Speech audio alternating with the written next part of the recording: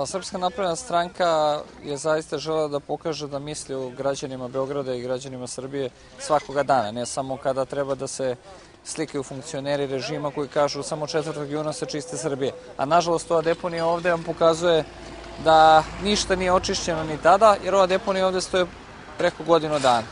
To nije jedina deponija, čak ni jedina na Novom Beogradu. Na Novom Beogradu imate na Bežanijskoj kosi nekoliko velikih deponija u čitavom gradu.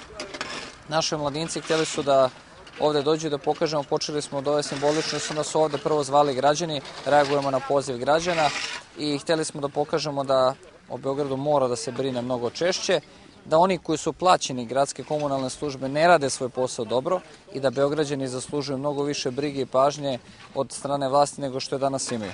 Mi ne želimo da prikupljamo bilo kakve političke poene, mi pozivamo i sve ostale da se uključe u ovu akciju i da to ne bude samo marketinški trik kada treba da se slikaju i da prikazuju kako tobože brinu o građanima, već nek ta akcija traje svakoga dana da deponije postanu jedna ružna prošlost Beograda.